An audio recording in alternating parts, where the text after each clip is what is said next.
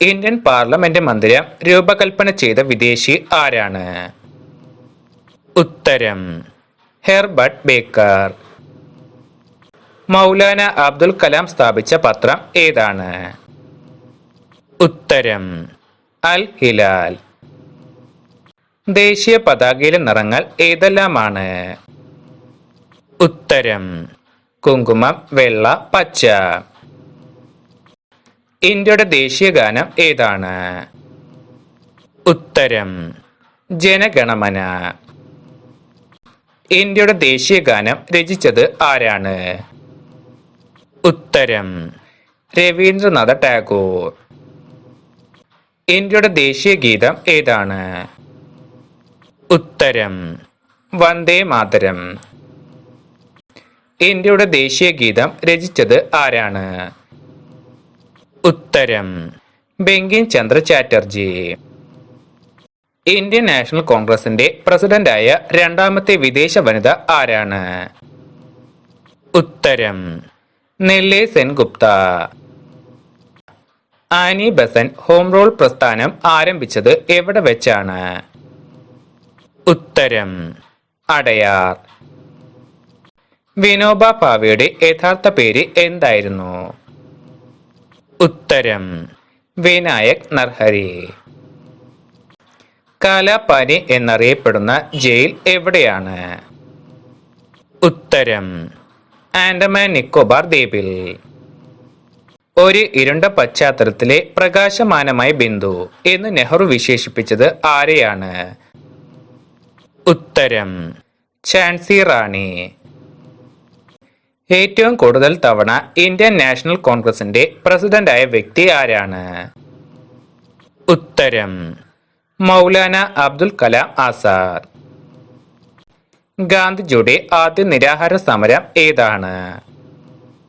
ഉത്തരം അഹമ്മദാബാദ് മിൽ സമരം. ഡൽഹിക്ക് മുൻപ് ഇന്ത്യയുടെ തലസ്ഥാനം എവിടെയായിരുന്നു? ഉത്തരം കൊൽക്കത്ത. ഗാന്ധിജി ആരംഭിച്ച പത്രം ഏതാണ്? ഉത്തരം യങ് ഇന്ത്യ. പഠിക്കൂ, പോരാടൂ, സംഘടിക്കൂ ആരുടെ ഉദ്ബോധനം ആണ് ഇത്? ഉത്തരം ബി.ആർ. അംബേദ്കർ. സ്വതന്ത്ര ഇന്ത്യയുടെ ആദ്യത്തെ ഉപപ്രധാനമന്ത്രി ആരാണ്? ഉത്തരം സർദാർ വല്ലഭായ് പട്ടേൽ. ഇന്ത്യൻ സ്വാതന്ത്ര്യ സമരത്തിലെ ആദ്യ വനിതാ രക്തസാക്ഷി ആരാണ്? ഉത്തരം പ്രീതിലത വഡോദർ. ഗാന്ധിജി അവതരിപ്പിച്ച വിദ്യാഭ്യാസ പദ്ധതിയുടെ പേര് എന്തായിരുന്നു? ഉത്തരം വാർത്താ പദ്ധതി. ഒന്നാം സ്വാതന്ത്ര്യ സമരം നടന്ന വർഷം ഏതാണ്? ഉത്തരം 1857. 1857 ഒന്നാം സ്വാതന്ത്ര്യ സമരം ആരംഭിച്ച സ്ഥലം?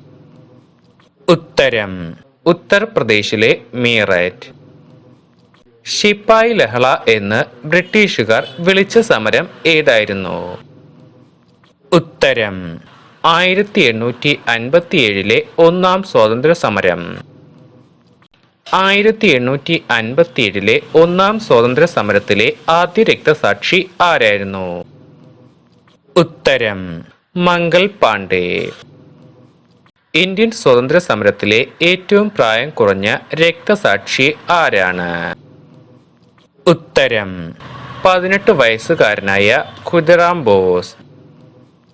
ഇന്ത്യയിലെ ഗാന്ധിജിയുടെ ആദ്യത്തെ സത്യാഗ്രഹം നടന്ന ചമ്പാരൻ എന്ന പ്രദേശം ഏത് സംസ്ഥാനത്താണ് സ്ഥിതി ചെയ്യുന്നത്? ഉത്തരം ബീഹാർ. ഇന്ത്യക്ക് മതമല്ല ഭക്ഷണമാണ് വേണ്ടത് എന്ന് പ്രഖ്യാപിച്ച നവോത്ഥാന നായകൻ ആരായിരുന്നു? ഉത്തരം സ്വാമി വിവേകാനന്ദൻ. സ്വാതന്ത്ര്യത്തിന് വേണ്ടി യാചിക്കുകയല്ല, അത് പിടിച്ചു വാങ്ങുകയാണ് വേണ്ടത് എന്ന് പറഞ്ഞ സ്വാതന്ത്ര്യ സമര സേനാനി ആരാണ്? ഉത്തരം ലാല ലജ്പത് റായ്. 1857 സ്വാതന്ത്ര്യ സമരത്തെ ഒന്നാം സ്വാതന്ത്ര്യ സമരം എന്ന് വിശേഷിപ്പിച്ചത് ആരാണ്? ഉത്തരം VD സവർക്കർ. ഇന്ത്യക്ക് സ്വാതന്ത്ര്യം ലഭിച്ചത് എന്നാണ്? ഉത്തരം 1947 ഓഗസ്റ്റ് 15. ഇന്ത്യ ഇന്ത്യക്കാർക്ക് എന്ന മുദ്രാവാക്യം ആദ്യമായി മുഴക്കിയത് ആരാണ്? ഉത്തരം സ്വാമി ദയാനന്ദ സരസ്വതി. ഇന്ത്യയുടെ വന്യവയോധികൻ എന്നറിയപ്പെടുന്നത് ആരെയാണ്? ഉത്തരം ദാദാഭായ് നവറോജി.